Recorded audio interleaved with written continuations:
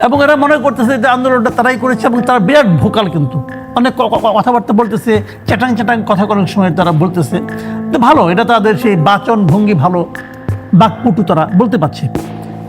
এর সঙ্গে কি দেখতেছি, আর দেখতেছি রাজনৈতিক দলের কিছু ভ্রূণ দেখতে পাচ্ছি।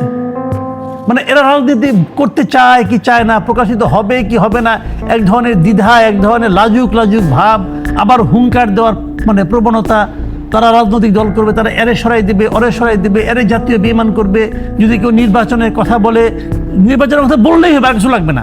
যে শেখ হাসিনা এবং আওয়ামী লীগের বিচারের আগে যদি নির্বাচনের কথা আপনি বলেন, তাহলে আপনি জাতীয় শত্রু এবং বেঈমান হয়ে যাবেন। এই ধরনের হুঙ্কার দিচ্ছে। একটা জিনিস তারা বুঝতে পারছে না যে একটা লোকের বিচার করতে কত বছর লাগে। এই ধরনের এই বিচার আজকে 4 মাস হয়ে গেল। ওই মহিলার বিরুদ্ধে এখন পর্যন্ত তদন্ত আপনি শেষ করতে পারেন নাই। তদন্ত শেষ করবেন, এতগুলি মামলা, এক একটা মামলার আলাদা আলাদা তদন্ত হবে, সেগুলির আবার বিচারিক আদালতে বিচার হবে, তারপর সেটা উচ্চ আদালতে বিচার শেষ করে তারপরে নির্বাচনের কথা বলতে হবে। তাহলে কি 10-12 বছর ধরে আপনি কি এই সরকারকে রাখবেন এখানে? এরা কি নির্বাচনের কথা বলাই যাবে না? এইগুলো একটা দিক। আর আছে কিছু দেশে এই মুহূর্তে সোশ্যাল মিডিয়ার কিছু লোক আছে, এরা যেটা করতেছে যে এরা মনে করেন এদের কিছু খুবই আপনার ডেডিকেটেড কিছু ফলোয়ারও আছে। এরা মনে করেন একই ধরতেছে যে বিএনপি আপনার এই যে এই কি বলে নির্বাচনের জন্য পাগল হয়ে গেছে। অনেকটা আছে না যে বিয়ে পাগলার মতো পাগল হয়ে যায়, ওরা অনেক এরকম পাগল হয়ে গেছে, এগুলি বলতেছে। অথচ তারা আসলে কি চায় সেটাও তারা ক্লিয়ার করতেছে না। তাদের মনে লক্ষ্য হচ্ছে একটা দলকে ডিফেম করা। অনেকে তো বিএনপির বিরুদ্ধে অভিযোগ করছে যে বিএনপি নির্বাচনের দাবিটা জোরালোভাবে তুলছে না কেন। আবার এটাও বলছে, হ্যাঁ এটাও অনেকে তো এই অভিযোগ, আমরা এটাও দেখছি। আবার সাধারণ মানুষের মধ্যে কি দেখছি, মানুষ হলো অসহায়। সাধারণ মানুষ আপনি মনে করেন প্রতিদিন তারা কিন্তু ভাবছিল যে আওয়ামী লীগ সরকার চলে যাবে, চলে যাওয়ার সঙ্গে সঙ্গে বাই ডিফল্ট আপনার এই চাঁদাবাজরা হারিয়ে যাবে, সিন্ডিকেট হারিয়ে যাবে, সিন্ডিকেট থাকবে না, আমরা সুখে শান্তিতে বাস করবো, এই রূপকথার গল্পের মতো। হ্যাঁ, কিন্তু দেখে তারা অসহায়। তারা দেখছে না দ্রব্যমূল্য আগের চেয়েও বাড়ছে, জিনিসপত্রের মানে পাওয়াই যাচ্ছে না, কোনো কোনো জিনিস দাম বাড়ানোর কারণে। বাণিজ্য মন্ত্রী চেঞ্জ হচ্ছে, নতুন যিনি আসছেন উনি এসে প্রথমে যে কাজটা করছেন সিন্ডিকেটের চাহিদা অনুযায়ী তেলের দাম বাড়াই দিয়েছেন। উনি কাজ কিন্তু ভিজিবল একটাই করছেন এ পর্যন্ত, যে নাকি জনগণের পক্ষে যায় নাই, সিন্ডিকেটের পক্ষে গেছে। এসবের বিপরীতে আমরা একটা দুর্বল সরকার দেখছি। জনগণ কোন সরকার দিকে তাকে আছে, তার বিপরীতে আমরা কি দেখছি, একটা দুর্বল সরকার। এই যার তার ধমকে কাবু হয়ে যায়। প্রথম তারা বলে যে এইটা করব না, যেমন একটা উদাহরণ দিয়ে বলি আপনাকে, বিডিআরের ওখানে বিডিআরের হত্যাকাণ্ড নিয়ে, পিলখানা হত্যাকাণ্ড নিয়ে তারা কোনো কমিশন গঠন করবে না। একজন ধমক দিল অনলাইনে, সঙ্গে সঙ্গে না করব। এখন এরকম এসবের মাথায় সবার উপরে সেটা হলো একদল ধূর্ত শৃগাল দেখছি। ধূর্ত শৃগাল, আপনি নিশ্চয়ই গল্পটা মনে আছে যে বাঘ আর সিংহের যুদ্ধ বাধায় দিয়া দূরে শৃগাল চুপচাপ বসে থাকে, দুজনে আহত হয়, তখন সে দুইজনকে খায়। কিন্তু সেই ধূর্ত শৃগাল কারা? দেশের আমলাতন্ত্র, হাসিনা রেখে যাওয়া আমলাতন্ত্র। প্রতিটা কাজে তারা নিজেদের স্বার্থ আদায় করে নিচ্ছে। দেখেন দেশের মানুষ কিন্তু খেতে পাচ্ছে না, দ্রব্যমূল্য বেড়ে যাচ্ছে, তার মধ্যে তারা মহার্ঘ ভাতা আদায় করে নিচ্ছে। মহার্ঘ ভাতা দিচ্ছে কাদের জন্য? সরকারি কর্মচারীর জন্য। বলতে পারে না যে বেসরকারি খাতে মহার্ঘ ভাতা লাগবে। দেশের সরকারি কর্মচারী বেশি নাকি বেসরকারি চাকরিজীবী বেশি? তারা কি করবে? আপনার টিসিবি লাইনে, যেটা কয়েকদিন আগে সোহরাব ভাই দেখলাম লিখলো যে টিসিবি লাইনে যারা লাইন দিচ্ছে টিসিবি ট্রাকের পিছনে, তাদের ভাতা কে দিবে? কিন্তু সরকারি কর্মচারীরা নিজেদের ভাতাটা আদায় করে নিচ্ছেন। এবং ওনারা আবার ওই স্বার্থের জন্য দ্বন্দ্ব করছেন, দ্বন্দ্বে আবার তারা মারামারি করছেন, কেউ যায় সচিবালয়ের ফ্লোরে দিয়ে শুয়ে পড়তেছেন, এটসেট্রা এটসেট্রা। এবং এই কথাটা কিন্তু শুরুর দিকে আপনার এখানে আমি বলেছিলাম যে একটা গণ অভ্যুত্থানের সরকার কখনো একটা স্বৈরাচারী সরকারের আমলাতন্ত্র দিয়ে চলতে পারে না। এবং এরা তাই চালানোর চেষ্টা করতেছেন ক্রমাগত, এবং ক্রমাগত তাদের প্যাচে পড়ছে এই সরকার।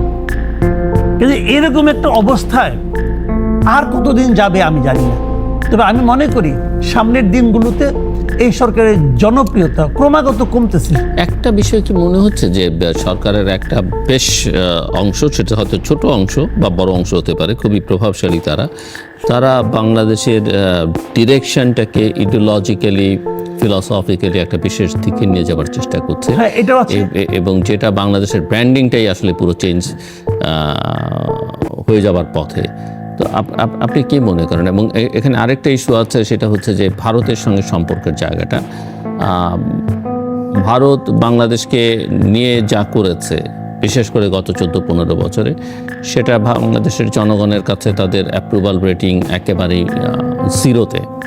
কিন্তু এই সম্পর্কটা আসলে যখন আপনি স্টেট টু স্টেট কনসিডার করবেন বা রাষ্ট্র পরিচালনা হিসেবে, সেখানে কি হবে, সেই জায়গাটাতে অনেক রকমের ব্যত্যয়, বিচ্যুতি বা অনেক আনডিপ্লোম্যাটিক অ্যাপ্রোচও দেখা যাচ্ছে।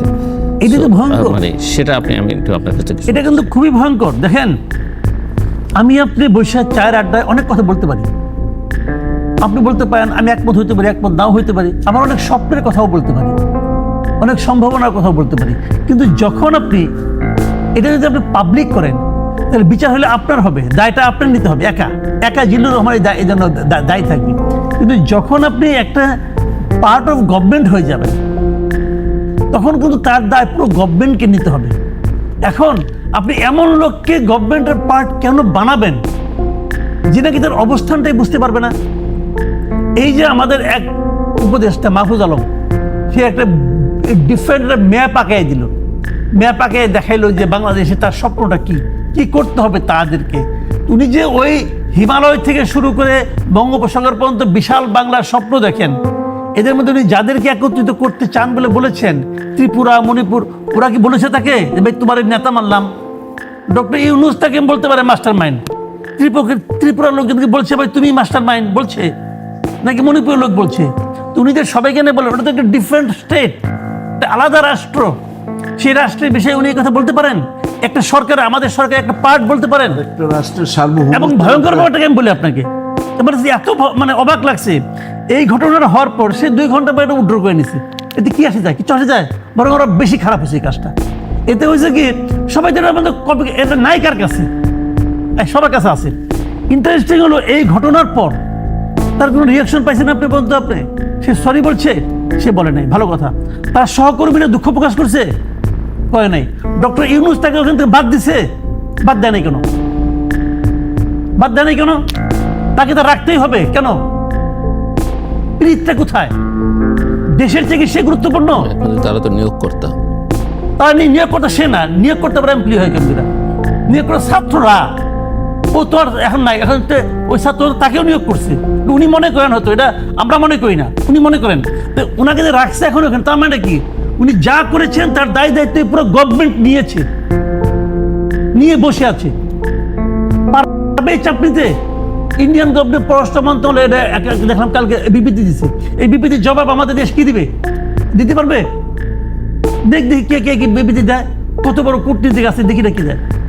কেন তাকে বহন করতে হবে? কেন তাকে যদি আপনি সঙ্গে সঙ্গে বাদ দিয়ে দিতেন, আপনার মুখ রক্ষার জায়গা থাকতো। তাকে রাখতে হবে আপনার। তো এই সমস্ত আনারি লোক, আমি ডক্টর ইউনূসকে কিন্তু রাষ্ট্র পরিচালনায় নিতান্ত আনারি মনে করি, নিতান্ত আনারি। উনি রাষ্ট্র পরিচালনার যোগ্য নন। উনি ভালো মানুষ, মেবি উনি ভেরি গুড সোল, আমি অস্বীকার করি না, কিন্তু উনি রাষ্ট্র পরিচালনা, কূটনীতি যে জিনিসটা, এইটার উনি যোগ্য নন। থাকলে উনি এই মুহূর্তে ওনার বিরুদ্ধে ব্যবস্থা নিতেন। মাহফুজ আলম কেবল সরকারকে না, এই দেশকে, এই মানুষ, এই দেশের জনগণকে একটু ঝুঁকির মুখে ঠেলে দিয়েছে। কেউ কিছু বলছে না, কেউ কিছুই বলছে না, চুপ করে আছে। আমি তো আশা করেছিলাম যে এই ঘটনার পরে সঙ্গে সঙ্গে তার বিরুদ্ধে অ্যাকশন নেওয়া হবে। কেউ নিতে পারছে না, ভয় পায় তাকে ভয় পায়, সিম্পল ভয় পায় আমি মনে করি। এগুলো তো ঠিক না। ভয় পায় কেন?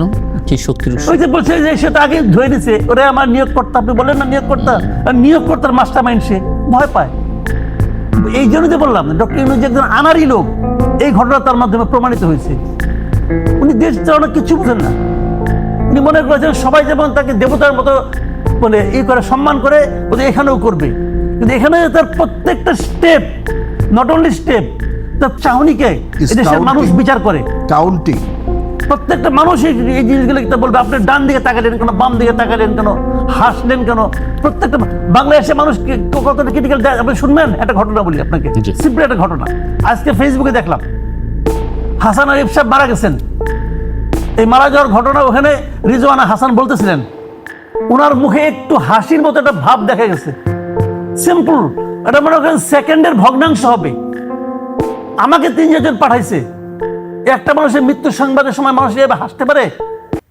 তারপরে তার সম্বন্ধে আনা কাহিনী, মানুষের থেকে সব আছেই।